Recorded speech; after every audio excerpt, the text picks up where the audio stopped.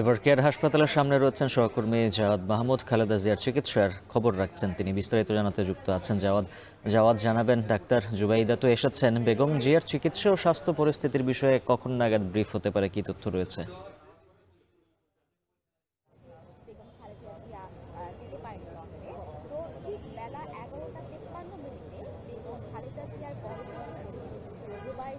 উজ্জ্বল, শেষ প্রশ্ন দিয়ে আপনার শুরু করি।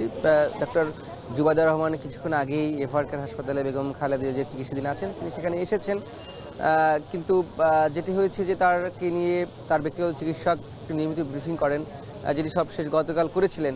কিন্তু আজকে এখন পর্যন্ত আমাদের কাছে এমন কোনো তথ্য নেই যে তার ব্যক্তিগত চিকিৎসক বা চিকিৎসক দল বেগম খালেদা জিয়ার স্বাস্থ্য নিয়ে ব্রিফ করবেন।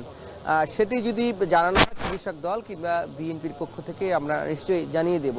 কিন্তু জুবাইদা রহমানের যে আশা সেটি নিয়ে একটি দীর্ঘ প্রতীক্ষা ছিল, যে জুবাইদা রহমানের চিকিৎসা নিয়ে গুঞ্জনও ছিল চারিদিকে।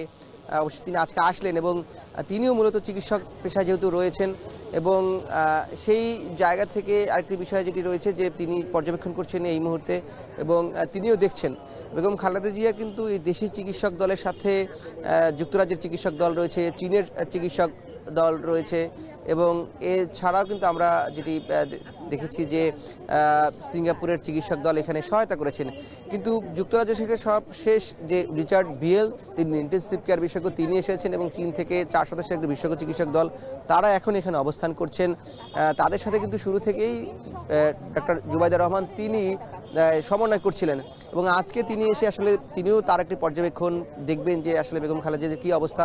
যদি ইতিমধ্যে আপনারা জানেন যে 7 তারিখে অর্থাৎ আজকে সকাল এবং গতকাল মধ্যরাতের কথা বলা হচ্ছিল যে বেগম খালেদা জিয়াকে লন্ডনের উদ্দেশ্যে তার যে এয়ার অ্যাম্বুলেন্স সেটি যাত্রা করবে, কিন্তু সেটিও পিছিয়ে 7 তারিখ নেওয়া হয়েছে। তবে সেখানে একটি শর্ত বা যদি কিন্তু হিসাব রয়েছে, যদি বেগম খালেদা জিয়ার স্বাস্থ্য ঠিক থাকে, এখন তিনি যেই অপরিবর্তিত অবস্থায় এখনও রয়েছেন, বিশেষ করে তার যে ফুসফুসের সংক্রমণ এবং হৃদযন্ত্রের সংক্রমণ, সেটির মূল সমস্যা এখানে।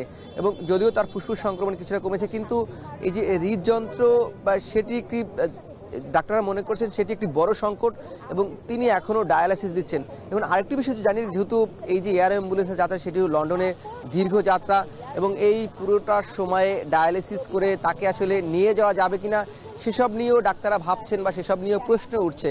এখন যদি পরবর্তীতে ডাক্তাররা আসলে সুনির্দিষ্টভাবে কিছু জানান, তখন আমরা আপনাদের মাধ্যমে আরও বিস্তারিত জানিয়ে দিতে পারবো। এই ছিল রাজধানীর এভার কেয়ার হাসপাতাল থেকে বেগম খালেদা জিয়ার চিকিৎসার সবশেষ। উজ্জ্বল।